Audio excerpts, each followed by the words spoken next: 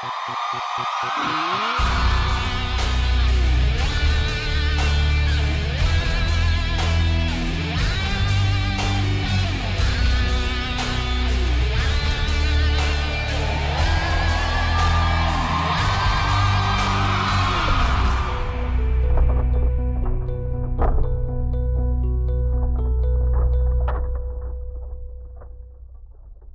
noite, Porto Alegre.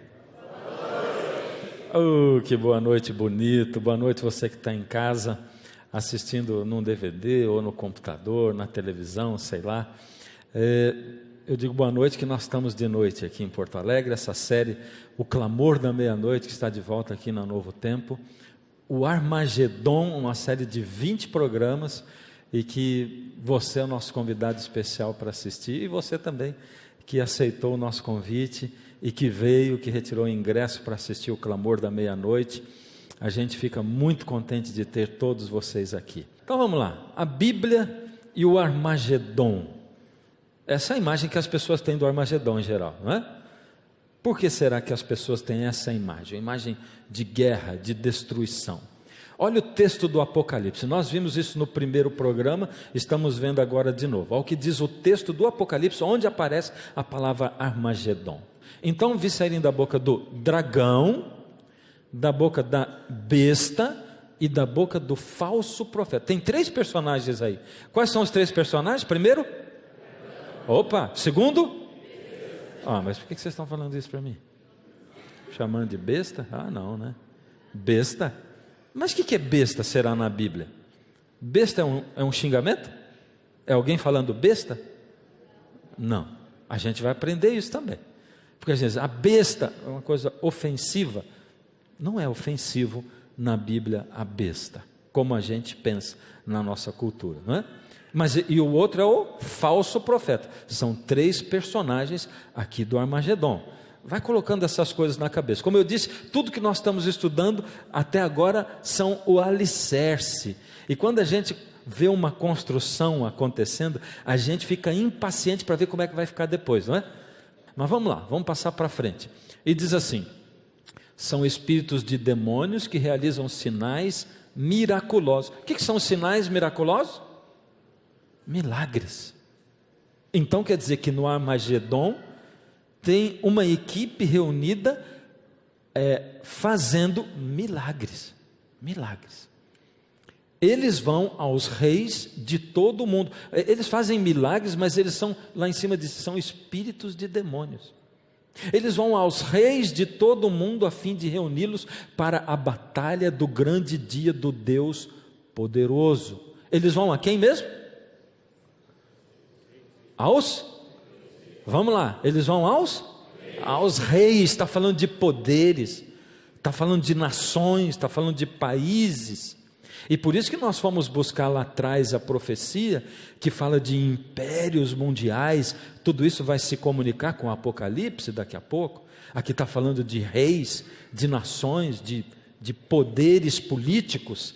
É isso que está falando. E sabe de uma coisa? Tanto a Bíblia quanto o Apocalipse, ela conta a história do grande conflito entre o bem e o mal, Deus e Satanás, e como essa batalha influencia o povo de Deus. E quem que é o povo de Deus? São as pessoas que, ouvindo o chamado de Deus, decidem aceitar, dar atenção para Deus, porque Deus chama a quantos? Deus chama a todos. Todas as pessoas no mundo são chamadas por Deus. Muitos são chamados, mas poucos são escolhidos, ou poucos resolvem dar atenção ao chamado de Deus. Mas vamos lá, e o texto termina dizendo: então os 3 espíritos reuniram os reis todos no lugar que em hebraico é chamado Armagedon. E a nossa grande pergunta: o que é o Armagedon? Eu mostrei para vocês que Hollywood diz que o Armagedon é um grande asteroide que vai se chocar com a Terra nesse filme, né? Eles abordaram o assunto dessa maneira. Por causa disso, nós fomos buscar Daniel 2, onde conta a história de uma estátua muito grande e onde aparece uma pedra gigante chegando num momento da história do mundo. E eu vou dar uma repassada bem rápida. O sonho de Nabucodonosor, imperador de Babilônia, do Império Babilônico, 600 antes de Cristo, 605 antes de Cristo, e ele sonhou com essa grande estátua, era uma estátua diferente, tinha a cabeça de... Vamos ficar espertos junto comigo? Vamos lá. O pessoal em casa vai ouvir. A gente tem aqui uns microfones só para vocês falarem comigo. Cabeça era de? Ouro. Cabeça era de ouro. O peito e os braços eram de? Prata. O quadril e o ventre de? De bronze. As pernas de? Ferro. E os pés? É isso mesmo. Vocês falam tudo invertido. Um fala primeiro o ferro e o outro fala o barro. Aí não dá para entender direito. Mas é isso, vocês estão afiados, não estava escrito, vocês acertaram tudo. Eu tenho certeza que você lá em casa também já está craque no assunto aqui do Daniel, né? Então vamos lá.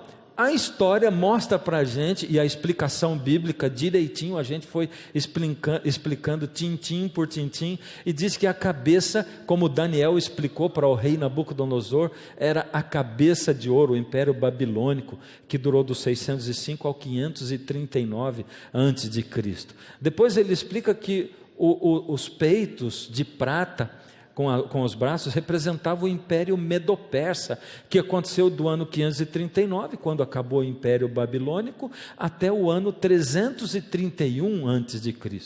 Em seguida, a história mostra para a gente que depois do Império Medo-Persa, veio o Império Grego, que aconteceu de 331 a 168, com Alexandre o Grande como o grande general e comandante. Logo depois, as pernas de ferro. O império que veio em seguida, a história nos conta que foi Roma, o maior, o mais longo de todos os impérios e o mais duro também.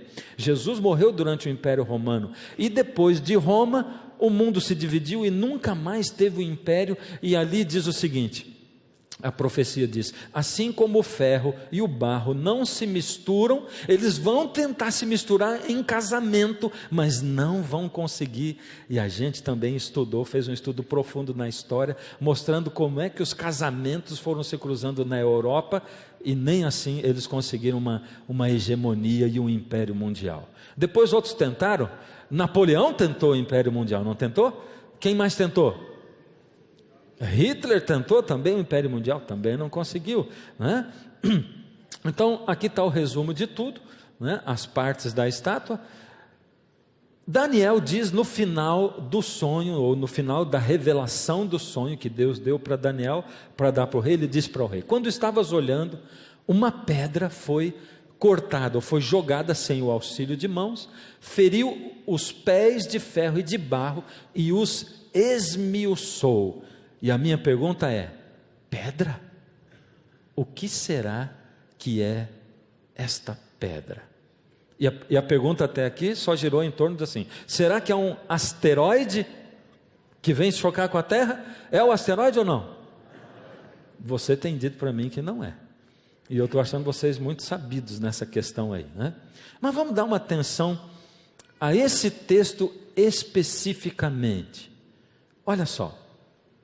Também eu te digo, quem está falando isso aqui? Jesus está falando, lá em Mateus. Também eu te digo que tu és Pedro, e sobre esta pedra edificarei a minha igreja, e as portas do inferno não prevalecerão sobre ela. Essa é uma declaração de Jesus. E Jesus disse isso para Pedro, e diz, também eu te digo, Pedro, que tu és Pedro, e sobre esta pedra, por que Jesus falou isso para Pedro? O que significa o nome Pedro? O que ele significa? Dá uma olhada. Pedro igual a Petros, que é seixo de pedra. Uau! E Jesus dizendo, também eu digo para você, Pedro, que você é Pedro, é o que? Seixo de pedra, e sobre esta pedra eu vou edificar a minha igreja. Vamos pensar bem. Lá na estátua, Jesus está falando de reinos. E se você lê o texto de Daniel 2, como Daniel explicou para o rei, no final ele diz assim, no final de tudo, Deus levantará um reino que não vai ser jamais destruído. Será que esse reino é a igreja fundada em cima de Pedro? Será que é isso? Deus estava anunciando, na verdade, o início da igreja cristã, que depois se tornou a igreja católica? É isso que Deus está falando, que Jesus está falando? Também eu te digo que tu és Pedro, sobre esta pedra edificarei a minha igreja. Será que Jesus edificou a igreja em cima de Pedro? Será que a igreja é essa pedra e a profecia está falando disso? A tradição nos ensina, o que nos ensina isso aqui? A tradição. O que nos ensina isso? A tradição. O que a tradição ensina? Jesus mudou o nome de Pedro. Jesus mudou o nome de Pedro, sim ou não? Eu vi que você está em dúvida. Teve gente que disse sim, teve gente que disse não, e teve gente que ficou quieta. Pedro é a pedra fundamental do Novo Testamento. O que é pedra fundamental? Eles usavam como alicerce uma pedra, e tinha que ser uma pedra grande, pesada. Essa pedra era testada, muito testada.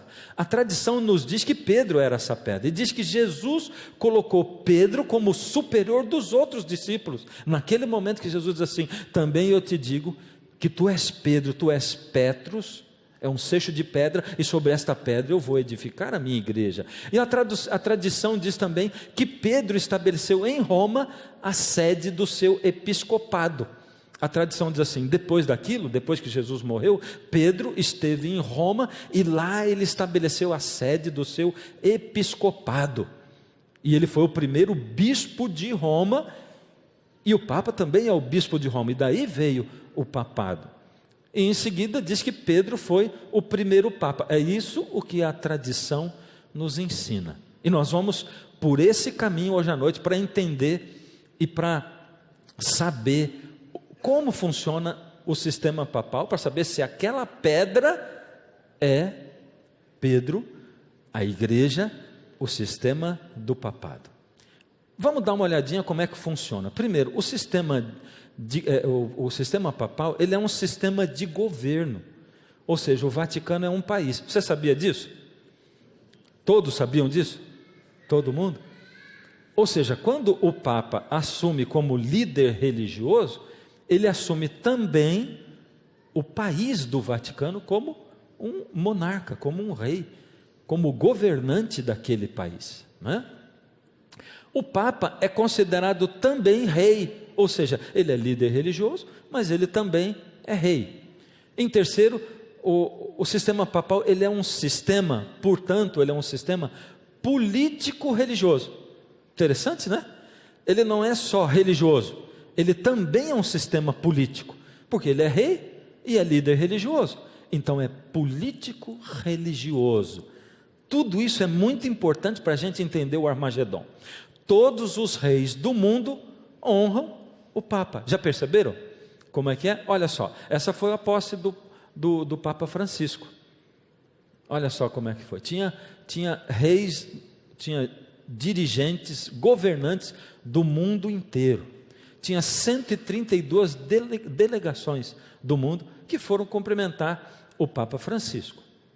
Olha o que diz esse texto aqui, tirado da UOL, de 19 de março de 2013. Entre os representantes de outras religiões, porque não estavam só os governantes, tinha representantes de outras religiões, estavam ainda o metropolita arcebispo Hilarion da Igreja Ortodoxa Russa, essa é a religião ortodoxa, o metropolita como é que é o nome dele? Vocês leem lá para mim? Se vocês não conseguem, eu também não, mas é ele ali, ó, da Igreja Ortodoxa Sérvia, o reverendo Olai, podia chamar João, Antônio, era mais fácil, né? Reverendo Olai Fixi, deve ser isso aí, do Conselho Mundial de Igrejas e representantes da Comunhão Anglicana, da Igreja Anglicana, da Federação Luterana Mundial, da Aliança Mundial Evangélica e de outras religiões. Entende? Então, quem se considera evangélico estava lá representado pelos representantes dos evangélicos. Breve história do papado. Vamos entender como é que o papado chegou nisso. como é que foi montado o sistema do papado na história, e nós vamos ter uma pequena aula de história agora. Se prepara. Primeiro, a história conta que o papado, ou seja, os papas através dos séculos, prestaram um serviço crucialmente relevante à igreja e à sociedade. Ou seja, através do papado foi beneficiada não só a igreja, mas também a sociedade. Muitos homens piedosos foram papas, muitos homens íntegros, conhecedores da Bíblia, da palavra de Deus, e excelentes administradores. A história nos relata isso. A história relata também que no primeiro século não tinha episcopado monárquico, ou seja, não tinha assim um bispo que era um monarca. As igrejas eram lideradas por colegiados de bispos ou presbíteros, ou seja, em cada igreja tinha um líder que era um bispo ou era um presbítero, mas não tinha um que dominava todos os outros, ou que era chefe de todos os outros. E inicialmente a palavra papa foi aplicada a altos oficiais eclesiásticos de todos os tipos, especialmente aos bispos. Quer dizer, mesmo os bispos eram chamados de papa, e o nome foi usado exclusivamente para o bispo de Roma só a partir do século V. Interessante essas coisas, não são? Olha, quando a gente vai para a história, a gente começa a perceber e entender como é que as coisas são. Leão I, que viveu ali entre 440 e 461, foi considerado por muitos o primeiro papa histórico. Ele defendeu a autoridade papal, destacando os bispos de Roma como sucessores de Pedro. Então vê, esse Leão I, que é considerado por muitos como o primeiro papa, foi ele que começou a defender essa coisa de que o pontificado se baseava naquilo que Jesus falou para Pedro. Ele era um conhecedor da Bíblia, estudando a Bíblia, diz, olha, é aqui, ou seja, a partir dali, entre o século I e o ano 440, não tinha isso da igreja dizer, olha, vamos continuar o que Jesus deixou para Pedro. Foi dessa maneira que aconteceu. Então vamos lá. O apogeu do papado antigo foi com Gregório I. O que aconteceu nesse apogeu? Ele saneou as finanças da igreja, foi um dedicado estudioso das Escrituras, reformou a liturgia, deixou a liturgia mais perto do povo, regularizou as celebrações do calendário cristão e promoveu a música sacra, o canto gregoriano. Foi o Gregório I, que o canto gregoriano naquela época era um grande avanço da música para dentro da igreja, ou seja, ele se preocupava com a música. Em meados do século VIII, o pai de Carlos Magno deu à igreja os amplos territórios do centro e do norte da Itália, que se tornaram os estados pontifícios. E aí os papas se tornaram reis. Então por que o papa é um líder religioso e é também um líder político? Por que o papa é rei e é papa? Porque aqui no século VIII, esse homem chamado Carlos Magno deu para a igreja esses estados pontifícios. Então eles tinham agora um território que pertencia à igreja também. O papado também teve seus períodos sombrios, marcados por imoralidade, corrupção. No final do século IX, no início do século XI, 1/3 dos papas morreu de forma violenta. Essa foi uma parte escura, difícil. Eu coloquei lá em cima ferida e reação, porque houve um momento na história em que o sistema do papado ele recebeu uma ferida forte. Essa foi a primeira ferida. Em 1796, tropas da França, sob a liderança de Napoleão Bonaparte, derrotaram o exército papal e ocuparam Ancona e Loreto. O Papa Pio VI pediu paz e foi concedida em Tolentino. Olha só, quando Napoleão chegou com a Revolução Francesa, eles declararam a separação entre a igreja e o Estado. Lá nos Estados Unidos, mais ou menos na mesma época, com a Revolução Norte-Americana, eles não se afastaram, eles declararam separação entre igreja e Estado, mas aqui o Estado se declarou ateu. Na França eles se declararam ateus, ou seja, não tem mais ligação nenhuma mesmo. Lá nos Estados Unidos eles dizem, não, a igreja existe lá, nós cremos em Deus, e o Estado existe aqui, um não interfere no outro. Mas aqui tinha um movimento contra Deus. O iluminismo estava muito forte nessa época, e aconteceu que Napoleão teve essa atitude radical. Reação: 10 meses depois, as forças papais organizaram um motim que resultou na morte do brigadeiro general Marturin Leonard Duplot. Então, ou seja, o exército do papado contra-atacou e eles se recuperaram. E agora eu pus lá em cima, ferida mortal, entre aspas, porque o papado não morreu, está vivo até hoje, mas foi uma ferida muito, muito pesada. O que aconteceu? Em fevereiro de 798, o general Berthier proclamou a República Romana, exigindo que o Papa renunciasse os seus poderes temporais, ou seus poderes como rei. E o que aconteceu? Como Pio VI recusou, o Papa foi feito prisioneiro e em 20 de fevereiro de 798 foi escoltado do Vaticano para Siena e de lá foi para Certosa, indo finalmente a Valença, onde faleceu em 29 de agosto de 799. Ou seja, o Papa foi preso pelo general Berthier e morreu na prisão. Por isso que eu disse, ferida mortal. Olha só o que aconteceu dentro da história. Acontece que Napoleão entendeu que a França precisava de um retorno para a religião. E Pio VII agora foi eleito no lugar de Pio VI. Vamos eleger um papa. E Napoleão elegeu. Só que Napoleão tinha condições. Quais eram as condições? Em 1804, Pio VII foi convidado a coroar Napoleão. Mas este acabou se autocoroando. Napoleão era um camarada muito intransigente, era ou não era? Muito tempestivo, muito temperamental.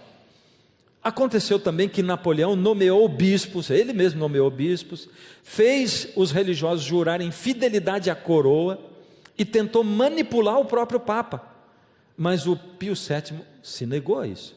Napoleão ocupou os estados pontifícios e prendeu Pio VII, ou seja, o sistema papal ali estava interrompido oficialmente. E é isso o que a história nos conta. Mas, como nós vemos que o papado hoje está vivo, atuante, muito vivo, muito atuante, aconteceu o início dessa cura. Como é que essa cura começou? Somente em 1814, o Papa pôde retornar a Roma. 1814 agora, no Congresso de Viena. Os estados papais foram devolvidos, ou seja, devolveu os estados papais, o Papa passou a ser rei de novo. Pronto, religou a história. Após a derrota de Napoleão em Waterloo, Pio VII apoiou o povo francês, que sofreu muito sob Napoleão, e lutou para que não aparecessem outros Napoleões, ou seja, agora o Papa se juntou à política para evitar que a França sofresse sob a liderança de uma outra pessoa como Napoleão. Segundo os historiadores, com a morte do Papa Pio VI, em pleno período da Revolução Francesa, muitos julgaram que se sepultaram para sempre o pontificado. Por isso eu disse ferida mortal. Mas a cura total da ferida foi acontecendo aos poucos. O Concílio Vaticano II, nos anos 1960, agora está bem mais pertinho de nós, né? Porque em 1960 aconteceu logo ali, não foi? O que você acha? Faz pouco tempo que aconteceu 1960, não faz? Faz ou não faz? Obrigado, porque eu sou nascido nessa década, 1963. Foi logo ali. Em 1960, o Concílio Vaticano modernizou o papel e a ação da igreja na sociedade. E agora começou a dar de novo novos horizontes. Após a conclusão do Concílio Vaticano, o Papa Paulo VI e os que vieram depois dele, principalmente o Papa João Paulo II, lembra dele? Opa, chegamos mais bem pertinho de nós aqui na história, e a história vai ficando mais próxima. O Papa João Paulo II fez o quê? O Paulo VI e o Paulo II passaram a ser conhecidos como os papas peregrinos. Por que papas peregrinos? Porque eles viajaram o mundo inteiro pregando o ecumenismo. O que é o ecumenismo? A união de todas as religiões, sem muros e sem barreiras. E você não viveu provavelmente na época do Paulo VI, mas você viveu na época do João Paulo II. E hoje, o que o Papa Francisco está fazendo? Ele está seguindo o mesmo caminho do Paulo VI e do João Paulo II, e está viajando o mundo inteiro, e ele fortemente tem pregado a união de todas as religiões, ele fortemente tem pregado o ecumenismo. É isso ou não é? E por isso a gente vê, aliás, o Papa Francisco é uma simpatia de pessoa, é ou não é? Você não acha ele uma simpatia? Ele é muito simpático, muito carismático, e quando ele viaja ao mundo inteiro, e ele tem contato com repórteres, com pessoas, ele impressiona as pessoas por causa disso, e está fazendo um trabalho muito forte em torno dessa área do ecumenismo. Vamos lá voltar, o que a tradição nos ensina? A tradição nos ensina que Jesus mudou o nome de Pedro. A tradição ensina para a gente que Pedro é a pedra fundamental, aonde Jesus fez nascer a sua igreja. Diz que Jesus colocou Pedro como superior dos outros discípulos, e diz que Pedro estabeleceu em Roma a sede do seu episcopado, e diz que Pedro foi o primeiro papa. A pergunta é agora assim: o que a Bíblia nos diz? O que a Bíblia diz? E aqui eu tenho que parar um pouco, para, depois de tanta coisa de história assim na tua cabeça, informação, para um pouquinho, dá uma respirada funda assim, ó.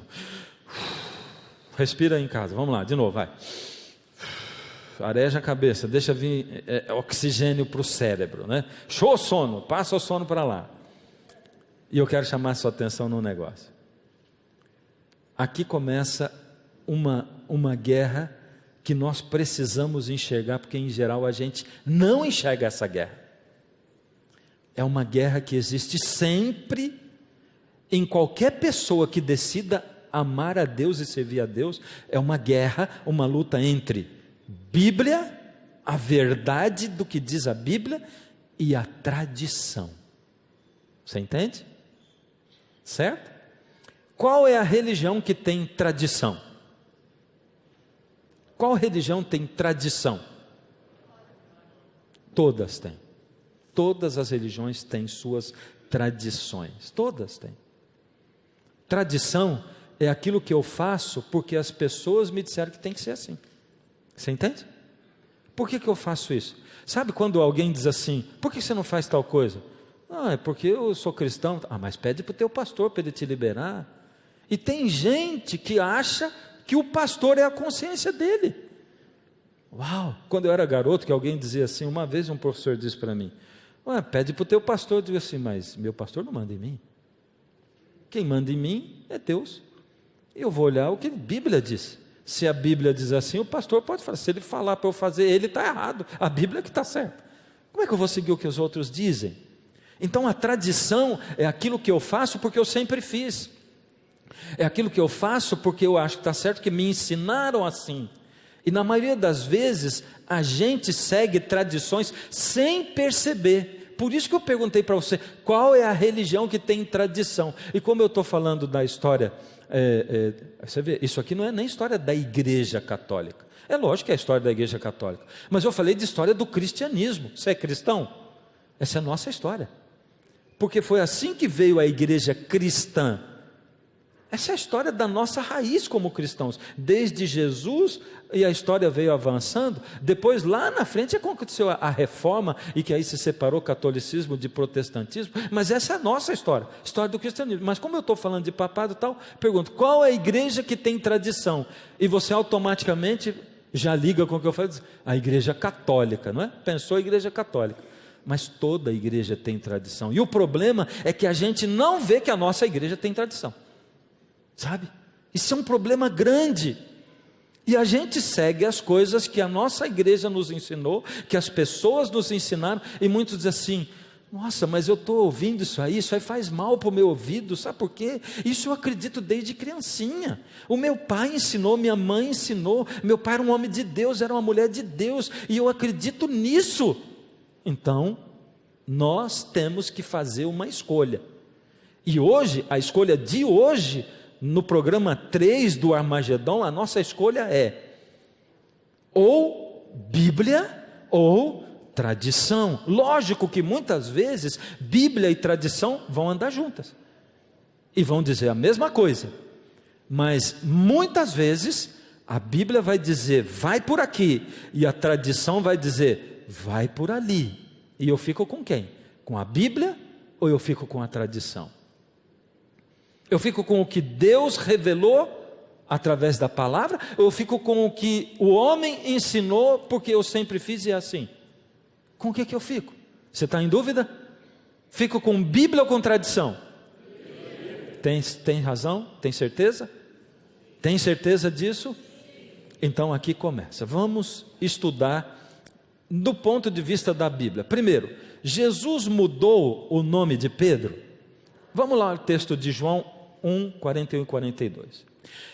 Ele achou primeiro o seu próprio irmão, Simão. Foi quando Simão foi buscado para ser discípulo. A quem disse: achamos o Messias, que quer dizer Cristo. Messias quer dizer Cristo. E o levou até Jesus. Olhando Jesus para ele, disse: tu és Simão, o filho de João. Tu serás chamado Cefas, que quer dizer Pedro. E aí, lendo esse texto, Jesus mudou o nome de Pedro, sim ou não? Jesus mudou o nome de Pedro, sim ou não? Sim. Então aqui eu vou te ensinar uma outra coisa agora, que a gente não percebe. Não dá para a gente se basear ou para montar uma doutrina em cima de um texto. A gente tem que comparar um texto com outro texto, mas também não dá para montar em cima de dois só. Aí tem que achar um outro que diz a mesma coisa, um outro, tem que ter uma série de textos bíblicos que digam a mesma coisa, entende? E não é porque aqui está dito errado, é porque aqui só diz até uma parte. Aqui Jesus diz assim: o teu nome é, como é que é o nome? É Simão, mas você vai ser chamado Cefas, que é Pedro, seixo de pedra. Tá, então vamos continuar. Olha esse outro texto, Lucas 6, 13 e 14. E quando amanheceu, chamou a si seus discípulos e escolheu 12 entre eles, aos quais também deu o nome de apóstolos. Simão, a quem acrescentou o nome de Pedro, e André seu irmão, Tiago e João, Filipe e Bartolomeu. Opa! Jesus mudou o nome de Pedro? Jesus fez o quê? Ele acrescentou o nome. E você vai encontrar alguns lugares na Bíblia chamando de Simão Pedro. Não é isso? Simão Pedro. Então Jesus acrescentou o nome. Ele não mudou o nome de Pedro, ele acrescentou. Então, nesse item, quando a tradição diz assim, Jesus mudou o nome de Pedro, está certo ou está errado? Está errado. Segundo a Bíblia, Jesus não mudou, ele acrescentou. A segunda coisa diz: Pedro é a pedra fundamental do Novo Testamento. E esse assunto eu vou deixar para daqui a pouco, tá? Vamos pendurar no cabide. A tradição diz que Pedro foi colocado por Jesus como superior dos outros. Será que Jesus o colocou mesmo? Levantou-se entre eles uma discussão sobre qual deles seria o maior. Isso está em Lucas 9, 46. Isso aconteceu depois que Jesus falou com Pedro e diz assim: você chama Simão, mas você vai chamar Pedro.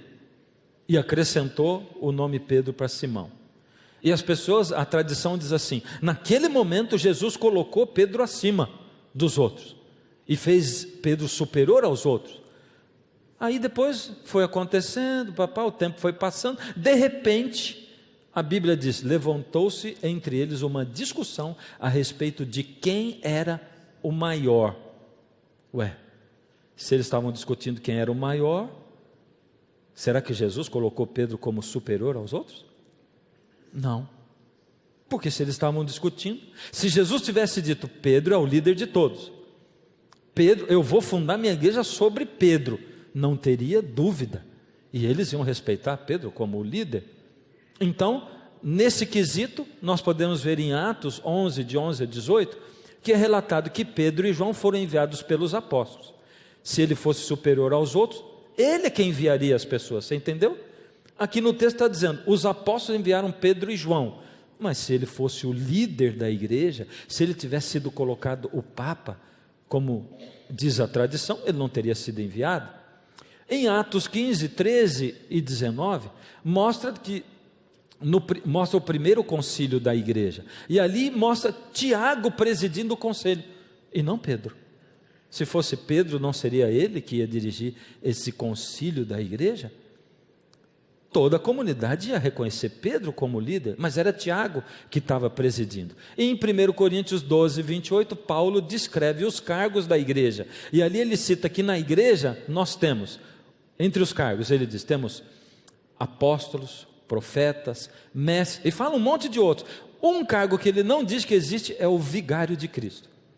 Ele não diz papa, não diz vigário. O que é vigário, a palavra?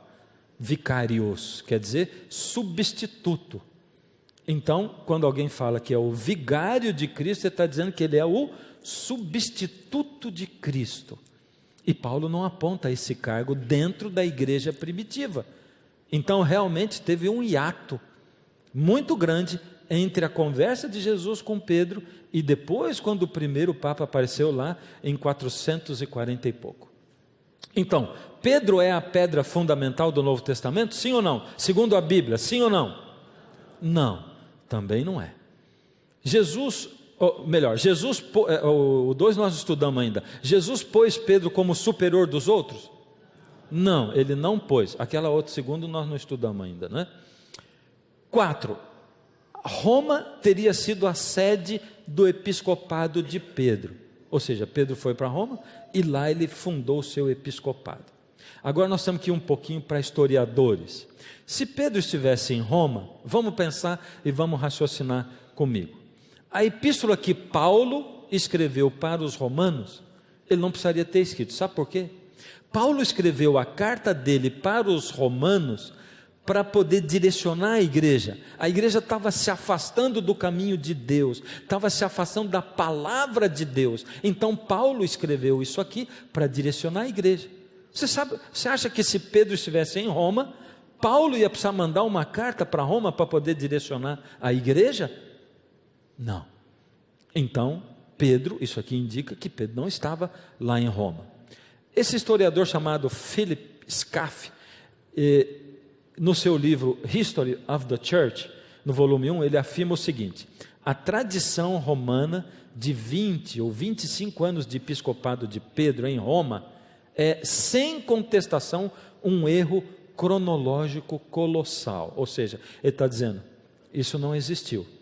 Pedro não ficou 20 a 25 anos em Roma. Outro historiador antigo chamado Irineu afirma que Paulo e Pedro ordenaram a Lino, eles ordenaram Lino como primeiro bispo, cujo nome é citado em 2 Timóteo 4, 21. Então tem ainda uma outra tradição de um historiador antigo dizendo que Lino foi ordenado como o primeiro bispo da igreja. E isso aparece na Bíblia, quer dizer, ali a tradição se encontra com a Bíblia, porque bispo era um cargo. Então, a nossa quarta pergunta: Pedro estabeleceu em Roma a sede do seu episcopado? Sim ou não? Não. Tudo indica que não. Não foi assim. E a nossa quinta: Pedro foi o primeiro Papa. Isso diz a tradição. Será que Pedro foi realmente o primeiro Papa? Então agora nós vamos fazer o seguinte: vamos pegar a pergunta 2 de lá do cabide e vamos despendurar e vamos deixar a 5 no cabide, tá bom? Qual que é a 2? Pedro é a pedra da Bíblia? Vamos lá. E essa foi a nossa primeira pergunta, não foi? A pedra lá de Nabucodonosor, da estátua, e eu perguntei, o que é a pedra? E aí nós fomos para o lado do, tu és Pedro, e sobre esta pedra edificaria a minha igreja. Será que é ele mesmo, a pedra? Em grego, tem duas palavras para pedra, e nós já descobrimos qual foi usado para traduzir o nome de Pedro. Qual foi mesmo? Foi Cefas. Petros, ou Cefas, que é seixo de pedra. Tem uma outra palavra, que é Petra. Petra quer dizer o quê? Rocha. Que interessante. Então quer dizer que Jesus diz, também eu te digo que tu és Petros, seixo de pedra. E sobre esta Petra, rocha, edificarei a minha igreja, e as portas do inferno não prevalecerão sobre ela. Uau, nós estamos chegando num ponto interessante aqui. Olha só, quando a gente pega o original, é assim que está escrito no grego. Pedro, você é Petros, seixo de pedra. E sobre esta Petra, sobre esta rocha, edificarei a minha igreja. Será que ele está falando de Pedro mesmo? E aí? Não ficou claro ainda. Não totalmente. Pedro é a pedra fundamental do Novo Testamento? Não. Por quê? Pedro não era uma rocha? Ele era um seixo de pedra. Então, pelo que a gente vê ali, Pedro não é a pedra fundamental do Antigo Testamento. Mas, vamos para o último ponto. Será que Pedro foi o primeiro Papa? Foi ou não? Vamos ver. Antes de eu tenho que fazer um questionamento. Sabe por quê? Eu tenho que ser honesto. Eu disse para vocês ontem que eu tenho um compromisso com a verdade, né? E eu tenho que falar a verdade. Então eu não posso pegar a história e apresentar para vocês só aquilo que eu penso, ou aquilo no que eu acredito, e deixar vocês ignorantes a respeito de outros assuntos. Então eu vou colocar para vocês o outro lado. Olha o outro lado. Mateus, Eusébio, que é um historiador, cita um outro historiador chamado Irineu, no livro História da Igreja, volume 8, são historiadores antigos, e ele diz assim: Mateus escreveu seu evangelho entre hebreus, em sua própria linguagem, sendo depois traduzido para o grego. Espera aí, eu disse que no grego tem aquela diferenciação da pedra, ou seja, essa diferenciação só aparece na tradução, não lá no original, porque esse historiador está dizendo que Mateus escreveu na língua dos judeus, não em grego. E agora isso dá uma dúvida, não dá? Não tem essa diferenciação. Com base nessa citação e na de outros 3 historiadores, surgem 3 problemas. Se foi escrito em aramaico, não tinha nessa língua distinção entre Petros e Petra. Em aramaico não tinha essa distinção. Segundo, Cristo falava o aramaico e não o grego, portanto, quando ele disse, ele preferiu não fazer essa distinção. Quando ele falou, ele não fez essa distinção. Pedro, da nacionalidade galileia, o primeiro pontífice dos cristãos, esse é o historiador que está falando, tendo inicialmente fundado a igreja de Antioquia, se dirige a Roma, onde, pregando o evangelho, continua 25 anos bispo na mesma cidade. Está escrito no livro Crônicas de Eusébio, na página 261. Ou seja, tem um historiador aqui que fala que Pedro morou 20 a 25 anos em Roma. Uau! Confunde a gente, não confunde? É por isso que a gente tem que estudar. Vai em busca de um lado, vai em busca do outro. Agora vamos ver. O que a gente vai fazer? Para onde que nós vamos com toda essa história aqui? Com toda essa divisão na nossa cabeça? Será que Pedro foi mesmo o primeiro Papa? Primeiro, nenhum historiador da época foi contemporâneo de Pedro. Interessante, esses historiadores antigos, nenhum viveu na mesma época que ele. Eles morreram entre 187 a 500 anos depois de Pedro. É muito tempo, não é? Então, quando eles escreveram baseado no que outros falaram, não no que eles viram. Nenhum deles viveu na época de Pedro. Isso é importante. Olha só, os historiadores aí morreram. Esse Orígenes morreu 187 anos depois de Pedro, e os outros, dali para mais, né? Para que Pedro seja considerado o primeiro Papa, ele precisa ter morado em Roma, mas só 4 historiadores citam a tradição de que Pedro esteve em Roma. Só 4 deles citam, não mais, ninguém mais. Tem 3, existem algumas contradições, veja só. O mesmo historiador Eusébio, que citou Pedro como o primeiro pontífice dos cristãos e disse que ele morou em Roma 25 anos, ele tem uma outra citação no livro dele que diz o seguinte: depois do martírio de Pedro e Paulo, o primeiro a obter o episcopado na igreja romana foi Lino. Opa, o Eusébio se equivocou ali. De um lado ele diz que o primeiro foi Pedro, que estabeleceu o seu episcopado, e depois ele diz que foi o Lino, o primeiro Papa.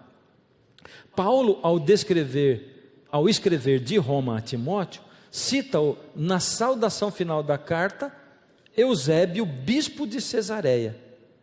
Uau, que confusão que é feita aí na história. Sabe, esse negócio de história, eu fico assim, meio cismado com o negócio de historiador. Eu fui outro dia numa livraria comprar um livro, e tinha um livro ali escrito assim, A Verdadeira História do Brasil. Aquilo que não foi contado nos livros. Interessante. Então quer dizer que tem alguém achando que a história que nos contaram não contou todos os detalhes, ou que não é a verdadeira. Aliás, eu fico assim pensando no que os médicos dizem, porque isso é coisa assim, historiador, ciência, não é no que os médicos dizem. Os médicos são uma classe muito confiável, mas eu vou explicar. Não pode deixar essa lacuna no ar. Deixa eu explicar para você. Não, os médicos vão ficar chateados comigo. Mas o médico diz assim: olha, você deve comer só na hora da refeição. E isso é o que vai fazer bem para você. Aí passa um tempinho, aí diz assim: não, para você manter o seu peso, você tem que comer a cada 3 horas. Aí passa um tempinho, sai uma outra pesquisa e diz assim: não, você deve comer só na hora da refeição, porque senão o seu estômago vai ficar cansado. Aí passa um tempinho e a gente fica assim no meio do caminho. E o problema não é o médico, são as pesquisas que levam para cá, e historiador, a gente fica assim, um diz um negócio, outro diz outra coisa, outro ouviu daqui, ouviu dali. E é por isso que muita gente não acredita na Bíblia. Só que a Bíblia não é livro de história.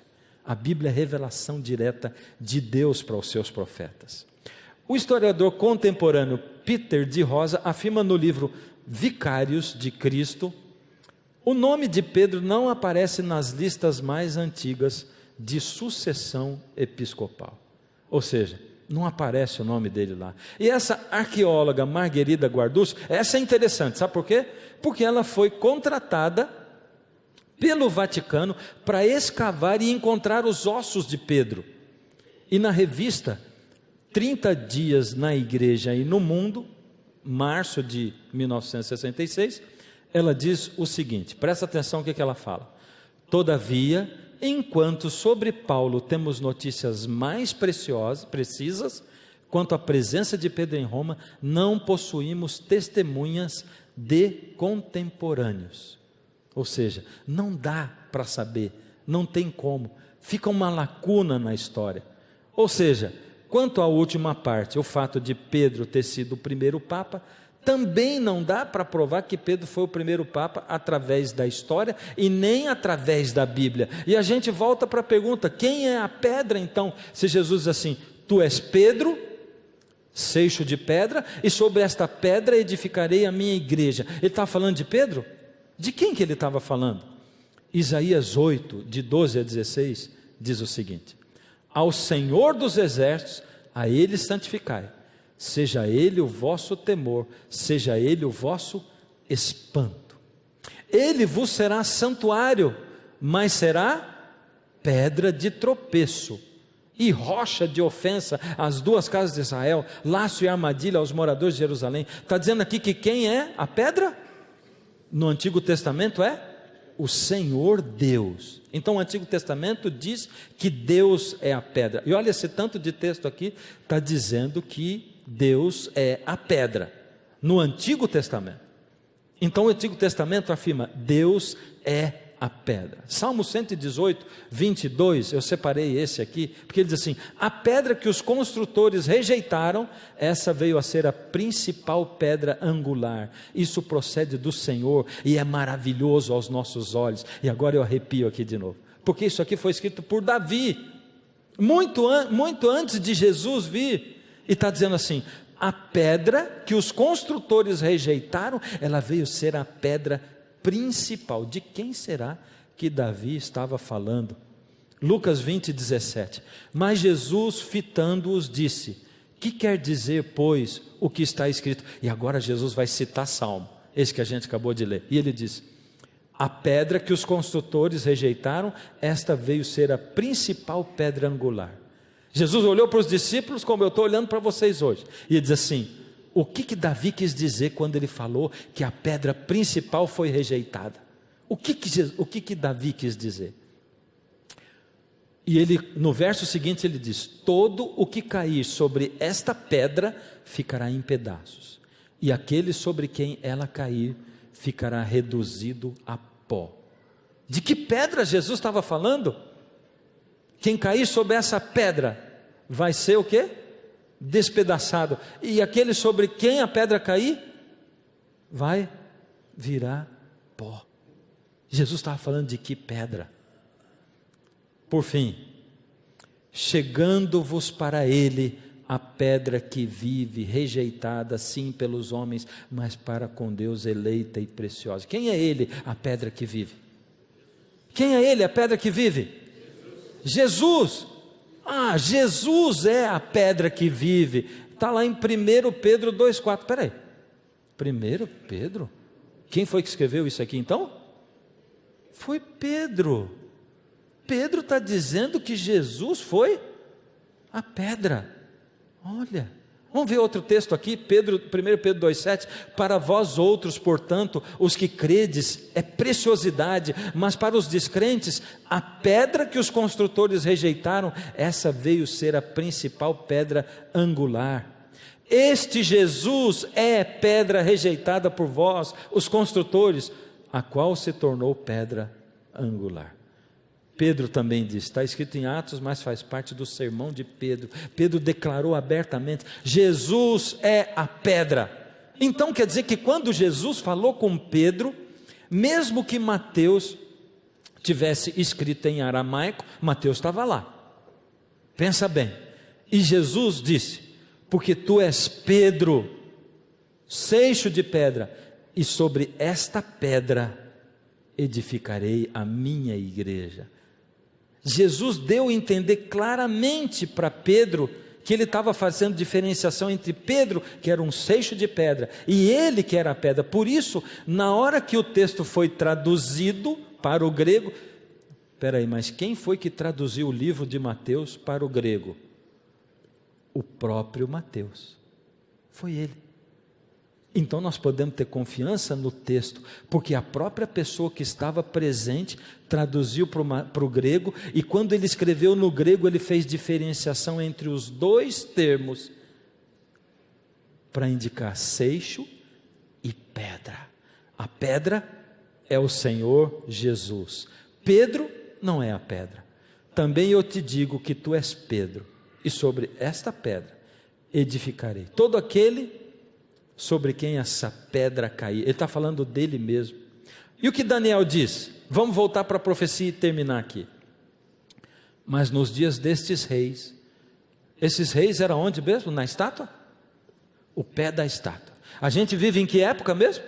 Na cabeça, no peito, na perna ou nos pés da estátua? Nos pés. E Daniel está falando, nos seus dias, porque essa profecia diz respeito ao tempo do fim, dos nossos dias, o Deus do céu suscitará um reino. Opa, então essa pedra é um reino. Faz sentido, não faz? Cabeça é um reino, o peito é outro reino, é tudo um reino. E está dizendo que a pedra vai ser um reino, e que Deus vai suscitar, e que não será jamais destruído. Esse reino não passará a outro povo, esmiuçará e consumirá todos esses reinos, mas ele mesmo subsistirá para sempre. Por isso Jesus diz assim: aquele sobre quem essa pedra cair, A pedra significa Jesus voltando nos nossos dias e estabelecendo o reino eterno do nosso Deus. E então virá o fim, quando Ele entregar o reino ao Deus e Pai, quando houver destruído todo o principado, bem como toda potestade e poder. Finalmente, nos nossos dias, Jesus volta. Ele diz: eis que venho sem demora. Quando Jesus vem? Quando Ele vem? Será que demora? Será que é logo? Como é que eu posso saber se vai demorar ou se vai ser logo? Como é que eu posso ter essa ideia? Será que dá para eu saber? Primeiro, Jesus diz assim: o dia e a hora ninguém sabe. Porém, Ele deixou para nós algumas dicas. Ele deixou para a gente alguns sinais. E no próximo programa, nós vamos ver esses sinais que Jesus deixou para nós. Nós vamos entender o que Jesus deixou para a gente de pista, e nós vamos comparar com os dias de hoje. Amanhã nós vamos sair da história e vamos entrar nos dias de hoje, e vamos ver o que Jesus disse: quando eu estiver para vir vai acontecer isso, e nós vamos ver se isso está acontecendo.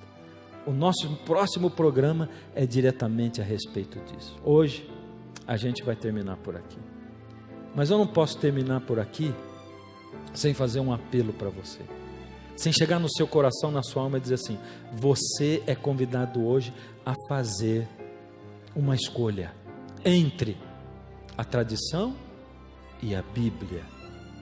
Por causa da tradição, a maioria das pessoas se voltou contra Jesus. Você hoje tem que fazer a sua decisão: a Bíblia ou a tradição? E você? A Bíblia ou a tradição? Tem que ter o poder de Jesus na sua vida para você escolher a Bíblia. Tem que ter o poder do Espírito. E eu quero rogar a Deus o poder dele na sua vida para você fazer a escolha. Mas eu vou fazer diferente hoje. Eu vou pedir que você faça uma decisão mental, racional a respeito disso. E eu vou pedir que você fique em pé. Você que deseja colocar a Bíblia no lugar da tradição, pode ficar em pé, pode ficar, obrigado, pode ficar em pé. E eu sei que é desconfortável para quem fica sentado, mas você é corajoso de ficar sentado também. Se você quiser ficar sentado, você fica.